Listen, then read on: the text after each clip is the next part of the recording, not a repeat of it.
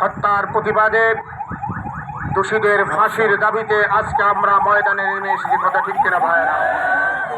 আজকে বাংলাদেশ আমাদের প্রিয় মাতৃভূমি। এদেশের মানুষ অনেক আশা করে এদেশকে স্বাধীন করেছিল। সাধারণ মানুষ তারা দুমুঠো খানা খেয়ে স্বাভাবিকভাবে জীবন যাপন করবে, দেশের সর্বাত্মক তারা মঙ্গল কামনা করবে। আজকে সেই সাধারণ মানুষকেও পিটিয়ে হত্যা করা হচ্ছে। কথা ঠিক কিনা ভাইয়েরা? এদেশের স্বাধীনতা কোথায় গেল? তাহলে কি আমরা কেন স্বাধীন করেছিলাম আমাদের এই ভূখণ্ডকে, আমাদের এই মাতৃভূমিকে? এই স্বাধীনতার কোনো অর্থ নেই। কথা ঠিক কিনা ভাইয়েরা? সার্বভৌম স্বাধীন দেশে আজকে নির্বিচারে মুসলমানদেরকে একটি গুজব ছড়িয়ে দিয়ে সেখানে হত্যা করা, এটা মোদীদের একটি গভীর ষড়যন্ত্র। কথা ঠিক কিনা ভাইয়েরা? ভারত সরকার চায় বাংলাদেশের মধ্যে এরকম একটি দাঙ্গা তৈরি করে তার অবস্থানকে দৃঢ় করতে চায়, কিন্তু বাংলাদেশের মুসলমান বোকা নয়। কথা ঠিক কিনা ভাইরা?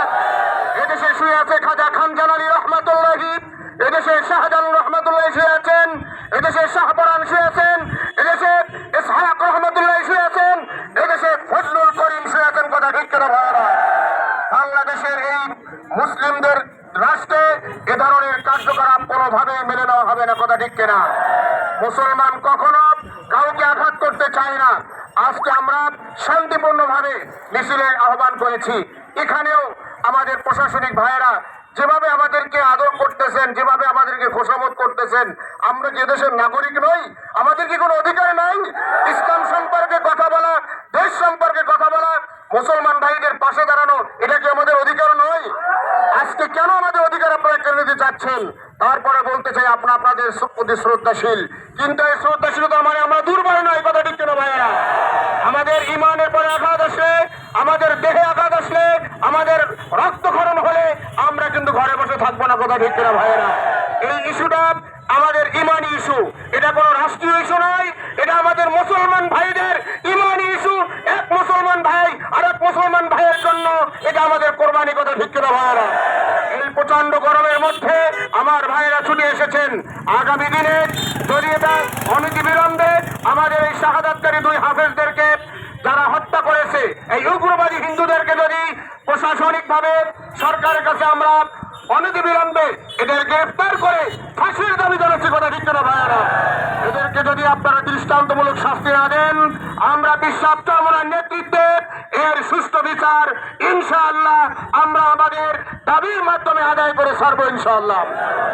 আমি আপনাদেরকে স্মরণ করে দিতে চাই, বাংলাদেশে যে সকল আন্দোলন হয়েছে, ফতোয়া বিরোধী আন্দোলন বলেন, কোরআন বিরোধী যত অবমাননা হয়েছে এবং সিলেবাস ভিত্তিক আমাদের যে সমস্ত কুসংস্কার এসেছে, সমস্ত প্রোগ্রামে বিশ্বাস চরমনাই তাওহীদি জনতাকে সাথে নিয়ে সমস্ত প্রোগ্রাম সফলভাবে বাস্তবায়ন করেছেন। কথা ঠিক কিনা ভাইয়েরা?